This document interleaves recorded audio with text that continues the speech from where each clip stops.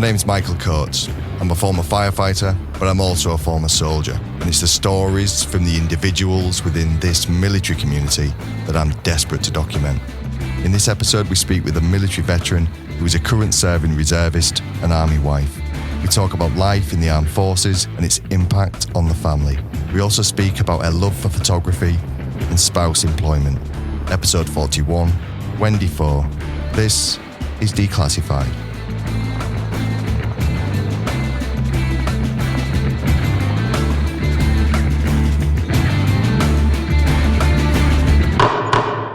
Born in 1966, and you had you was moving about a lot as a child. Where was you born initially? So I was born. I was initially born. Yeah. I was born in Bahrain. Dad was serving over there, and I think it must have been quite a difficult time for my mum. She was 21 in a foreign country in an Arab hospital in the 60s, and I had two of my children in Germany. And family were able to come over and help. So I just can't imagine what it must have been like. And she had two, so my sister and myself there, 66 and 67. So 60s. Why was your dad based out there? Because your dad was in. Yeah, so that was actually his second tour. He'd been there before during the Suez crisis, and so he was there on a 2-year tour with the REMI. Mm. And then from there, where did you go? So then we went to Germany for 2 years and then Hong Kong for 2 years. So I didn't live in England until I was 6. Mm. Do you remember the early part then, do you? Do you remember moving about? I do. I remember it being very stressful. I remember I don't know if I remember it, or it's my mum recounting how she travelled with 3 of us, with my brother who was 6 weeks old, my sister 3 and I was 4, over to Hong Kong on our own. Late 60s, so 69 when we went to Hong Kong, and Dad was already there, and he was just like, hello. And she always recounts the whole, you can have them now. We'll pass it on. Yeah. And your dad spent a long time in. He was in for 38 years. Yeah, he joined at 15 as a boy soldier in Arborfield, and then went straight over to Cyprus as part of the AOCA. So when I then went and did my tour in Cyprus in 93, I think it was, they came over and I said, we were staying in Ledra Palace, that was our barracks, and he was like, oh God, 5-star hotel, that's amazing. I went, Dad, just wait till you get here. Not quite. And so your full childhood then, up until your A levels, that was all as a military child? Yeah, moving around every 2 years. I mean, I went to boarding school at 11 just to get that stability. And for me, it was brilliant. My brother and sister hated it, but to then every holiday go over to Germany. And it's all the independence, though, that you learn of going abroad, travelling through London on your own to get up to school in Whitby. And then I'd never forget the movers in RAF and bless them. I don't know how they did it. We all gathered at King's Cross. You had to meet. It was almost a bit like Harry Potter. You had to meet at King's Cross, and then they would take you on a coach out to Hendon. You'd then overnight, and then there'd just be a flight of school kids. So there was only like 3 or 4 flights at the end of term to get school kids over to Germany, and they'd be piled on, and you could just see. I mean, I can't imagine it now. These poor RAF movers going, I didn't join to do this. What was because a lot of military kids go to boarding school, and you mentioned stability. Do you think it's a good thing? Do you think it is I know you said your brother and sister there as well didn't really adapt as well, but do you think it's a good thing to be away from home as young as kind of 11? It's really difficult, and it's all about individuals and families. But for my children, they were at boarding school. My son went at 11, the youngest went at 8. And because the other 3 were at school, and she just turned around and said, I want to be with my family. And I think if you've got the right school, it is amazing. When I watch my children and what they've managed to achieve, when I was moving around as a child, I was bullied because I had a different accent to people. They had different curriculum. So every time we moved, I was repeating the same thing and doing different syllabus and all of that sort of stuff. And boarding school provided that continuity, and the whole continuity of education, certainly for me and for my children, has been incredible. So keep on, or we'll stay on you for a second especially into senior and senior education. Did you thrive with kind of formal education? Probably not. It only came out when my son was doing his A-levels last year, and he said, I said, you've got to do your best, you've got to work hard. And he said, well, how did you do? I was like, that's not the point. Yeah. I failed all my A-levels. Did you? Yeah. And I remember when I joined the army, and then I was sent on a regimental Cape tour, keeping the army in the public eye, and we went to schools, and the other officer I was with, and we stood in front of these schools, and this guy would say, yeah, I went to Welbeck and I got 3 A's and I did this and it's perfect. And I stood up and said, oh, well, I failed all my A-levels. Then I went to be an au pair for 2 years in Luxembourg. Then I went to art college for 4 years. Then I was freelance photographer. And then I joined the army. Yeah. Well, there's a lot of information, and I think for anyone, like I didn't do any, I failed everything bar English. That's the only thing I passed in GCSEs. And then gaining experience, because it was your dad's advice to go and see the world really, or especially experience the world before you joined, because you wanted to join at 16. He said, look, go and do something else. And then going out to Luxembourg, being au pair, 2 years. Yeah. So I was with the same family for about 18 months and then just sort of stayed on, really, because I didn't know what I wanted to do. But it was the mother of the family who was a ceramics teacher, and she said to me, because I was doing lots of creative things with the children, and she said, well, why don't you do art?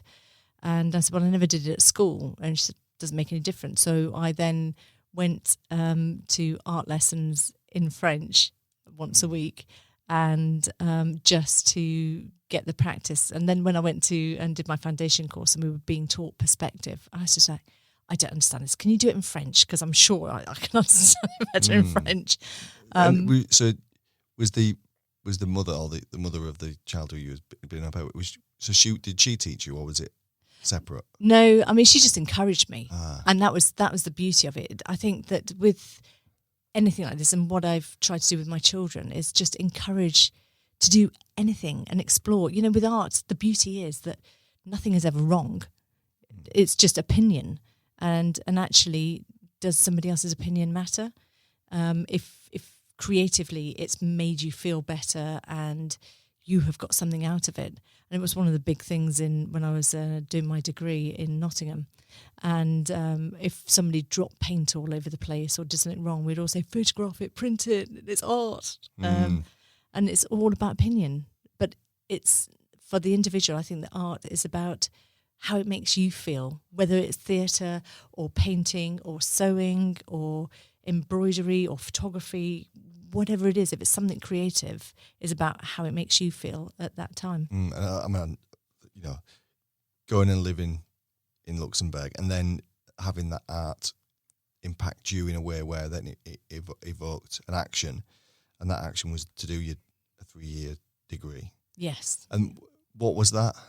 What was you doing? So it was in graphic design, yeah. But I always caveat that with before computers. All right, okay. So that's why, in many respects, it was a degree in tracing and colouring in, because I realised that when we were asked to illustrate a project or something like that, that actually it's not that I can't draw, it's I don't enjoy drawing. It doesn't come as naturally to me. So I used to just go and photograph everything. And then I used to love spending time in the dark room and then creating in the dark room, in the good old days of negatives. And that was brilliant. It was great fun. What was you doing? What kind of photography was you doing at the time? Did you excel in, or did you prefer one kind of photography to another, or was you just experiments? I think the joy of it was that because you were illustrating a project, you got to experience different. So one of the projects was we had to do a self-portrait without you in it. I was just like, oh, okay. And it just gets you thinking differently and laterally about everything. And then what was it? I can't remember any of those. But there was one where we had to. It was a short. we used to get these one day projects, and one of them was to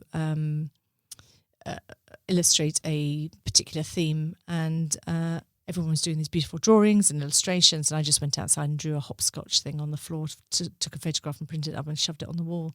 But I was just like, oh, just have done. And actually they said, oh, that's a really good idea. And I was like, oh, okay. But also using photography to document your life. So whatever seems mundane. I know lots of people do it on Instagram now, and they do these take a photo a day. But it's not about just taking a photo a day because someone on Instagram said it's a really good idea. It's about actually why you're taking that photograph. So I always take my phone on a dog walk, and it's not so much because I want my phone on me. It's the camera is so easy to use and that sort of thing. I hate taking my phone with me everywhere. Yeah, but it's got its plus sides, and again, like I think photography, it's opened up, documenting, even conversations. Like there's so many different apps and different methods of being able to document, and photography is certainly right up there. Everyone's a photographer now. But why did you join the military? Because you ended up joining the military in 91. You went to Sandhurst. What was the thought process behind that? Oh, it was an itch I had to scratch. I just wanted to see if I could do it. And I remember walking up the steps, after the training at Sandhurst, and the girl that I was walking up the steps with, I said, oh, I've done this now. I don't need to do it. She said, keep walking, just get up those steps. I was like, okay. But it was a challenge. We had a reunion, and if you join the Sandhurst Trust, you can get your reports from Sandhurst. And so I got my reports, and I was looking at them, and it actually sent me into a bit of a depression, because it was like, Miss Morton needs to stop talking to the boys, because there's lots of my OTC were there, so I knew them. And they said repeatedly she keeps telling us that she's going to be a troop commander in the artillery, and I've told her she can only be an assistant adjutant, and she wants to take photographs in the army, and I've told her officers don't take photographs. And it was persistent. And there must have been at one point where I just capitulated and said, okay, fine. And because the report says, the interview says, I think I've finally got through to her that she will be just, if she does join the Gunners, she'll be an assistant adjutant, and she'll never, won't take photographs. What was the role of women in the military then? Was it open as it is now?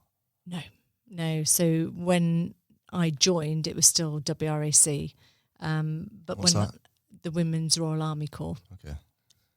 And when I left, they were going all through that process of allowing women to be actually cap badged into the Royal Signals, the artillery, whichever, and RRC. It was still fairly limited, but I was able to be the one on that course who was selected to join the artillery. And then when I got my letter from my CEO, having done my young officers course down at Lark Hill, and they said that they were going to put me in as a MLRS troop commander.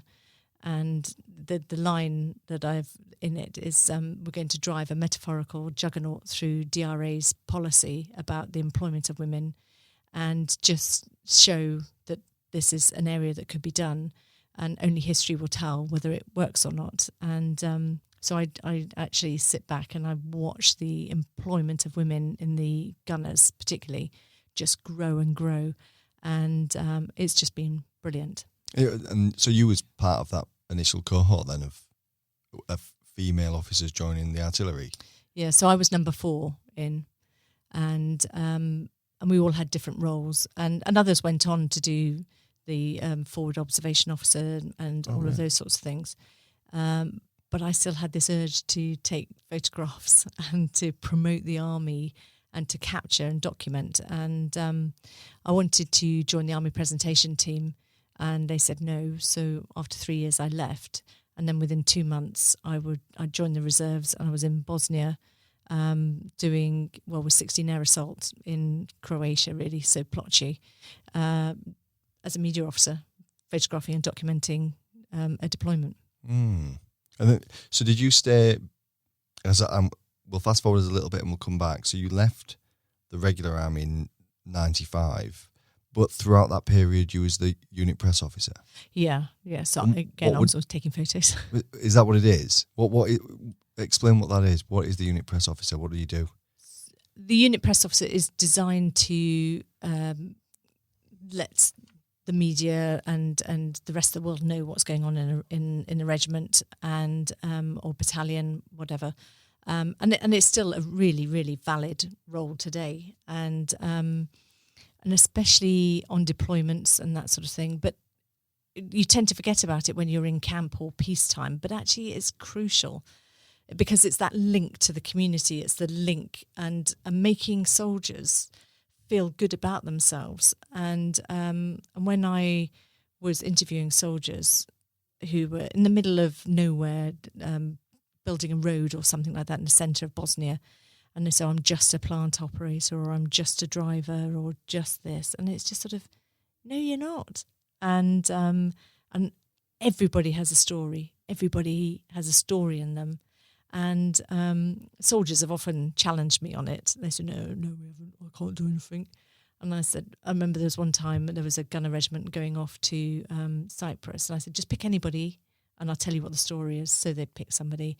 And he'd been sweeping the floor in Asda and had joined the army and wanted something different and was about to go on the green line. I said, and you don't think that's a story? That 6 months ago you were sweeping the floor in Asda and now you're going to represent your country as part of the United Nations on a green line in Cyprus. Is that not something special? We have such value in the community, whether it's spouse, whether it's reservist, regular. There's so much value to be had, and we often don't see it because we're in, and it sometimes takes either someone to point it out or when you leave and then look back and try and figure it out. And it's a really growth promoting thing to do, is to understand what value you sit on. But why did you leave? Because you left 95. Why was that? Because I wasn't able to take photographs. I think fundamentally underneath, and because of the upbringing with my parents and that sort of thing, the value of the army and or the services and what it can do to transform people and transform lives, and what people can get out of it, and to tell the stories. I think as well in the 90s, a lot of it was about soldiers going home and getting into trouble and all that sort of thing, and it then devalued what they actually do, and nobody was really telling the stories on operations. And in those days we didn't have journalists embedded. I mean, lunatics would come over to Bosnia and they weren't forced to embed, so you had the Anthony Lloyds who just say, yeah, I'm in country, and then disappear off. What do you mean by that? Sorry, what do you mean? So a lot of people now, because they've grown up with the Iraq, Afghanistan, where journalists went over, were embedded, so they were looked after by the army and were able to go forward. And back at home, you then got to see what soldiers were doing. And so there was that empathy with what a soldier's life was like, because we had embraced the use of media, social media, and all different elements. And back in 95, that wasn't there so much. And I just wanted to tell those stories of individuals and make soldiers feel good about themselves. When you're on ops, the fact that somebody has given you half an hour to talk about your job, so you then understand what your job is. And I always used to see part of my job was almost like a therapy, to make them understand the value that they have in what they consider to be the most mundane of jobs. And it isn't, because it's part of a bigger picture, and they've chosen to do it. We have volunteer services, and they weren't forced to do it, but they've chosen to take that job, and they're doing a brilliant job. And it's all part of a bigger picture. They are a small part of a puzzle, but without that small part, the puzzle doesn't get finished. So looking back from today when we're recording this, do you have like a stack of photos then? I have hundreds. Do you? Yeah. So from the time between 92, 95? From Sandhurst. I documented all my time through Sandhurst. Really? Of people falling asleep in lectures. I used to have my camera with me the whole time. Was that, and you was allowed to do that? Probably technically no. Yeah.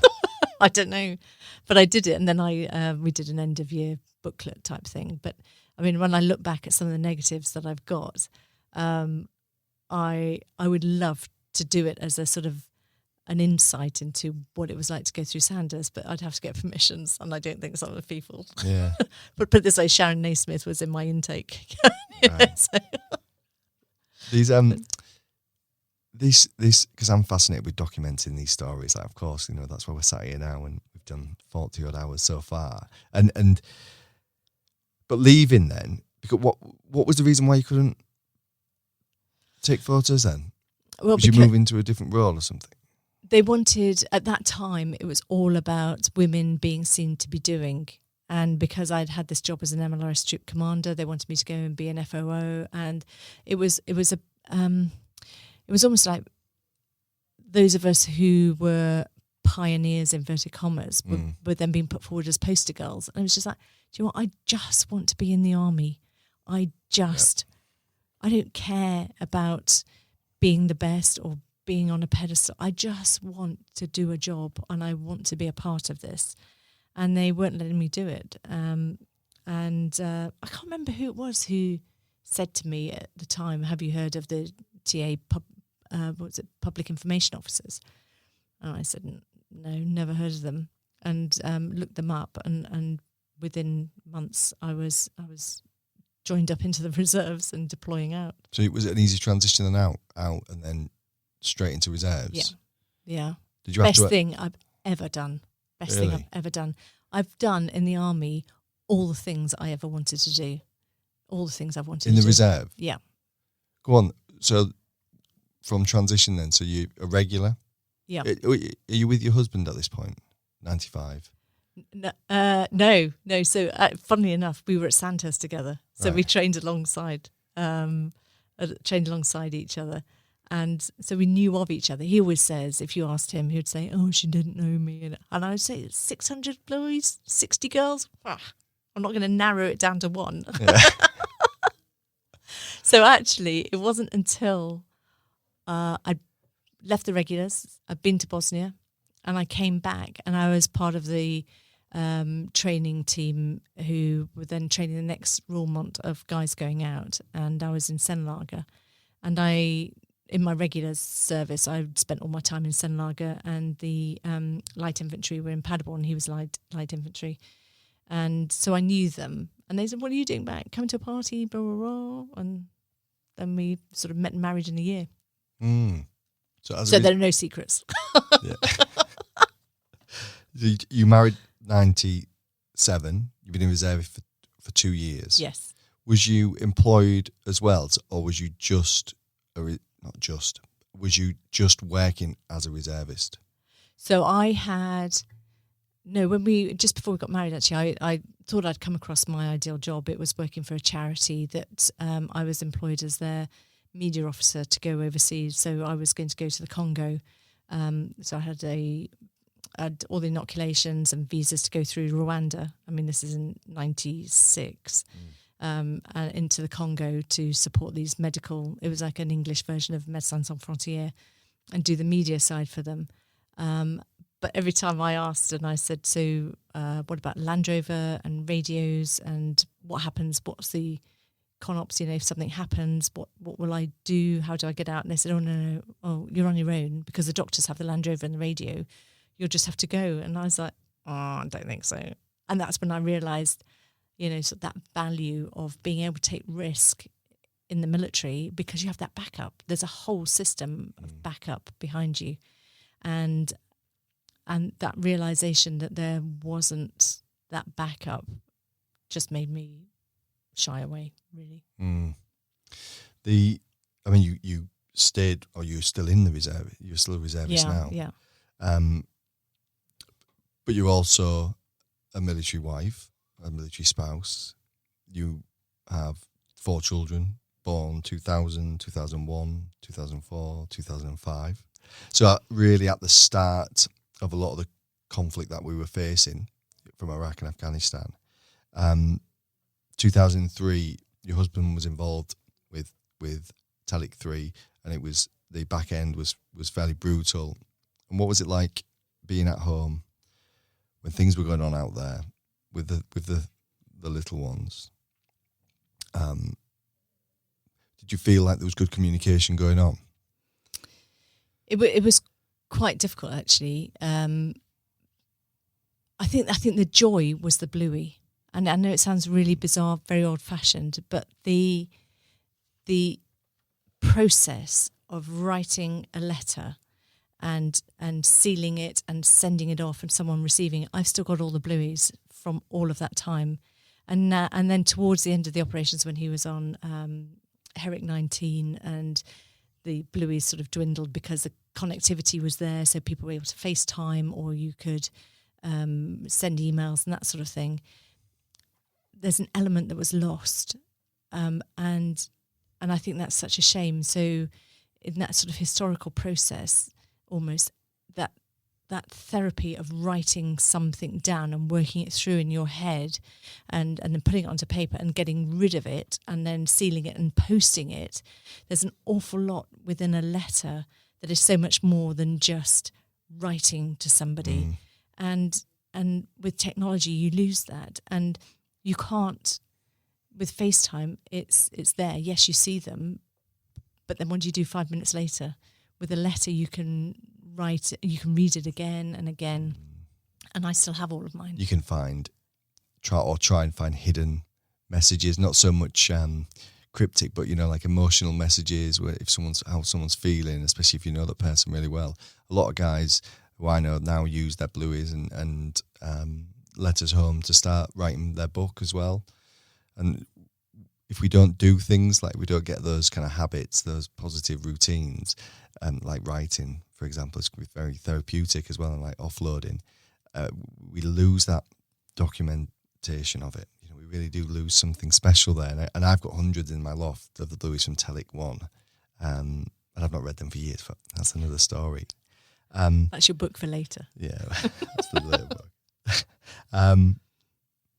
But it was quite stressful though, before, well, especially during and immediately after. And did you as an individual, and did the children, we don't want to go into too much with your husband's situation there with his men and whatnot, but was he a lot of stress on the household? I think it was strange because we'd essentially been through the same training at Sandhurst, and I didn't deploy to Iraq or Afghanistan, but I knew the procedures and I knew what was happening and I knew the formats, and I, as part of my job, I had documented all the training and that sort of thing. So you get to know the people and you get to know the characters and you know the procedures. And so some of it, you get a comfort in the fact that actually they're trained and you know they're trained and they're going to rely on their training, and that's why we do it. And I used to try and explain to spouses, okay, so they're away a lot before they deploy, and yes, it's frustrating, but by doing that repetitive, it becomes instinctive, and that's what you need when it's in a difficult situation. I think a lot of people didn't like the way that we shared quite a lot of information. But I found that quite reassuring because then I could understand it. Between you two? Yeah. Yes. Husband and wife, that sharing of information. Yeah, so he would, because he was company commander, he would send me the detail of events on the basis that I then knew ground truth, so that if something was talked about back at home, I could then sort of say, no, actually, that's not true. I know that's not true. This is, or elements of what did happen. And that's, I think that was easier than for him because he could actually say to me exactly what happened. You didn't have to fluff around it or pad it out. Yeah. It was actually ground truth. And I think that's really important. And that's why it's so important, when guys come back, is that they stick with the people who they deployed with because they can talk ground truth. They don't have to say, oh no, it's fine, it didn't matter, or something happened, and just gloss over it, but they can actually talk about what really happened and what it was they were involved in. because if you don't, then you bottle it up, and then that's when the issues start. So I think in some ways it was helpful, but then for me, I sort of processed it as a soldier, I suppose, but then had to convert it around as a wife and as a mother to then tell the children. So Telic 1, it was all about Daddy was going off to catch a bad man. And I'll never forget it. We had one of these BFBS live connections, you know, that they used to do. And the news came on, and it said they'd found and captured Saddam Hussein. And my son turned around to me and said, "Does that mean Daddy's coming home?" And I was like, no, because that bad man had lots of bad friends. And so Daddy's got to stay and catch those bad friends. It was just those sorts of things. Well, and that's it. I think we lose track of that sometimes, where we have to explain things in a way, and we don't know the answers. I've had to explain something to my children recently that in the future is going to be very upsetting for them, and that thought process, because they would have been about the same age as yours are here, it can upset them in different ways, and we don't know the answers. We don't know how to explain that to our children when they need us, and you've just got to kind of do your best. Yeah. But was you sharing that information between the other spouses as well? Was it coming together as a community when people were leaving and going on operations? So one of the things I did on Telic 1 was I absolutely fundamentally believed that we should keep the spouses informed as to what was happening. And so I set up a whole little system of getting photographs in and going to coffee mornings or whatever else where there were groups of spouses together. And I didn't put it in front of them, but it was, if you want to see how they're living and explain more about what they're doing, I can do it. And I used to just sort of translate it into wifey speak. And that became my sort of forte. So I then worked on all the rear ops and was that link between the military and the families. So on Telic 1, there was nothing to support the families. Now we sort of take it for granted. So Patrick Marriott was the chief of staff of WANDIV when they deployed, and I was doing all this work. He went to 7 Brigade and set up Home Rat. And so then all this rear ops support for families kicked in. And I sort of take pride in the fact that actually it was I walked into the divisional headquarters and I said, you need to tell the families what's going on and how to keep them informed, and I will do that. And they went, okay. It was a tough time. My mum had a real breakdown on Telic 1. You know, I was 19 and she had no real communication. She didn't know what was going on. She had a real tough time of it. And the communication is so important. It can be like, but I mean, yeah, Telic was a weird one because it was quick and everyone was out and it was ill prepared. There was a moment in 2015, so we've jumped a lot, where you thought yourself as just a wife, and it was an impactful kind of realization. How did we get to that point where you was just a wife? So I had spent, we lived in Germany for 16 years, and I'd spent all my time supporting all these different deployments. So obviously supporting the deployments meant my husband was deployed, and I did the media on the rear ops, and I'd got to a position, I think, where people would just say, actually, I'll do whatever she says, because I was a trusted person when it came to the media and communicating what the army wanted to communicate. And the last job was with 7 Brigade with the Desert Rats. We did 75th anniversary. We did final parades of leaving Fallingbostel and Hona, and we then moved down to Paderborn, and I offered to work, and I said, you know, I can work 3 days a week because my children are priority, but I can only do that. And they said, well, it's full time or nothing. And I said, well, it's nothing. And so all of a sudden I had moved house. So it's a new community. It's no job, and all my children were away at school. And I was just sort of, what do I do? There is, you know, for me, it was just, I can't do anything. There is nothing I can do. And I went to a party, and it was probably some mess do or something. And someone asked me, what did I do? And I said, well, I'm just a wife. And I was so cross with myself that I then started to ask people what they did. So I started with Kelly, who worked at the cinema, and I just said to her, you know, what do you do? And she said, I run the cinema. I said, no, what did you do before you met your husband? And she was trained as a criminologist. And then it just started. Everybody I spoke to. So it wasn't about, interviewing 2,000 and selecting the top 50. It was the first 50 people that I spoke to who I just asked the same questions, and they came back with these answers. And everybody is an incredible person. They've all got these stories that we just see them as wife of so-and-so or a dependent. And it couldn't be further from the truth. And the value that they could bring to the military community is just so overshadowed and overlooked. Do you feel that was a cause of just thinking then, I'm just a wife? And obviously that there was the job role was not flexible enough for you to work, which is its own issues, flexible working, especially with mums or dads who are looking after children. Things are changing slowly there. Like, I think it's getting better and better, but the flexible working and being a bit more accommodating. I suppose my point there is, how did you then get out of that? So you're asking all these questions, and I agree. I think there's an asset, a huge asset with the military spouse with regards to employment. But how did you then drag yourself out of that kind of way of thinking? And actually, the term "drag yourself out" is so true. I mean, my self-esteem was rock bottom. It was just like I felt I had no value. As a person, nothing that I had done was significant because it had all been in uniform. So therefore, I couldn't do anything outside of uniform. I had to wear a uniform in order to be that person who can do the media. And I had a few friends who were brilliant. That community are brilliant, who just would sit down and talk me through not about military but about the skills and what the skills were, the photography, the interviewing, the stories, the putting them together.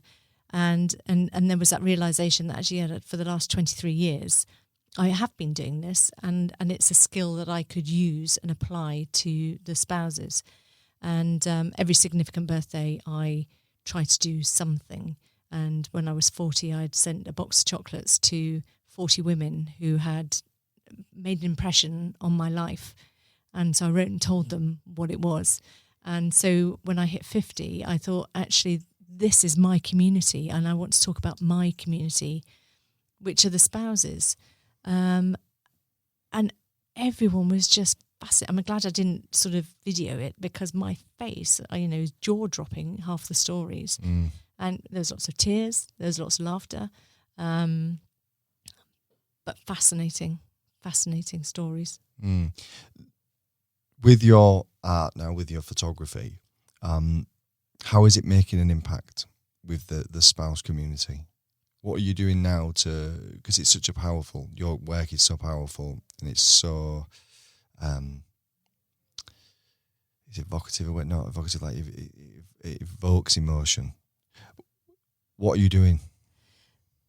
The way that I see the exhibition is actually, it's a tool, and it's like any art, is a tool to get people talking, and they can talk about the photographs, and they can talk about the narrative that goes alongside the photographs, and then that opens up the conversation, because they're talking about either a comment or they want to know more about it. So then that conversation has just been opened up massively about spouses. So I'm persistent on LinkedIn and things like that, where it says these courses are open to veterans and spouses, because actually when someone is injured or is going through that transition out of the military for whatever reason, the reliance, they're going through a huge change. They've probably spent 10, 16, 20 years in an institution where everything is formatted, but it's been the person who's moved alongside them who has had to sort out the new community, to sort out where they're going to go, what they're going to do, the resilience, and all of those things. So a spouse has that ability to, it's just another move when you leave the army for them, because it's another, right, okay, we're going to settle here, I've got to get a job, I'm going to sort out where all the schools are and all that sort of thing. They've been doing that every 2 years for their whole married life. for the serving person, they've always moved into a set of colleagues, into a job that they know, into a situation they know with the standard operating procedures, the standard operating instructions, with defence instruction notices. There's all sorts that just supports them. And to then go out into civilian life where there isn't that is quite a shock. But part of what I would love to see is that actually this career transition partnership is shared with the spouse. So if the spouse has been a lawyer but has given it up because they followed the spouse around for 16 years, well, why can't the wife who's has that greater earning potential allowed to have that training in the last 2 years so that she can get into, or he can get into that position where they then become the main earner as the person coming out of the services finds that work-life balance and does that move out, because it is completely different. Are you talking about resettlement? Yeah. I mean, that resettlement piece it's a family thing. It's not a serving person event. It's a family event. And even if it's, someone who's a single serving person, there's still other ways that they can be supported into those different workplaces. How's it changing? What have you seen, especially since 2015? Have you seen change 4 years ago? Absolutely. Yeah. And especially in sort of Gemma Wright and the work that she's doing with the National Health Service, the Step Into Health. There are Barclays in Scotland open up all of their courses that are open to veterans, open to spouses now. And I think that's all we're asking. We're not asking for anything new. We're not asking for handouts or anything else. It's just like, see us as a family and see us as a unit. And actually, it's the whole unit that is going through resettlement. And it could be that the spouse has a greater earning potential. I mean, there's lots of people who will admit, serving people who say, actually, do you know what? It's my wife who is the big hitter in this and can earn much more than I can. And why not? But that's all supporting them leaving. And it just buys that time for the family to rejig and resettle and sort themselves out. We are in a time where remote working is a real option. Flexible working is a real option. And it's true. This stuff happens. My small company, we have 9 now, 8 veterans, 1 military spouse, where we got Amy through Recruit for Spouses with Health. And we had 3 candidates, I suppose, within 24 hours. And I think I've said this on here before, maybe on Faux, where the caliber was so high, it was shockingly high. But any of the 3 would have done a great job. I mean, it was really remarkable. That's why I'm such an advocate for spouse employment. Not because there's a pity thing, not because there's a victim thing. It's because there's an asset, like there's a talent pool. And if a company can start figuring, especially remote working, and understanding the hardship on ops, but actually, it's not the on-ops the problem. It's there's no problem with being on ops, because actually you get more of a dedicated, focused individual because they throw themselves into work. But it's understanding when they come back that they might need flexibility with leave periods and things like that. These are all simple things to deal with. What's your role now? Because you're still a reservist, like we've said. What are you doing now? I'm stepping into community engagement and the arts. And it's about how we can use the arts within the military and get those links across. But I don't think it's just about into civilian community. I think also if we can develop the arts within the current serving soldiers, then it's just another element. It just uses a different part of the brain, and it's using that creativity, which then develops that lateral thinking, which develops that mission command that is so important to, and the imaginative thinking that the British Army is renowned for. And by using the arts, we can do that. And it's not anything about being woozy or anything like that. It's actually, when we look back, we were talking earlier about the letters, those sketches that were done in World War I, World War II, or earlier. the recce guys, we didn't have cameras or anything else. It was a pen and a paper. The poetry. Yeah. The writing, some of the writing's amazing. Exactly. So it's all about bringing those skills back in and seeing it as an integral part. I mean, every recce soldier should be a really good artist. And it's not that, I can't draw or anything. Everybody can draw. It's one of those skills that is taken out of us because we've got to learn to read and write and to do maths and do science and that sort of thing. And why not sewing? We had soldiers on the Great Sewing Bee, and there's all sorts of different ways that people can be creative, and to integrate those elements of the arts into not only recovery programs, which I've done before in the past in Germany, but also in serving life, then it's that value, it's that self-esteem, it's that ability to create and produce something that is good. And that signature thing is that taking that ownership of that piece of work.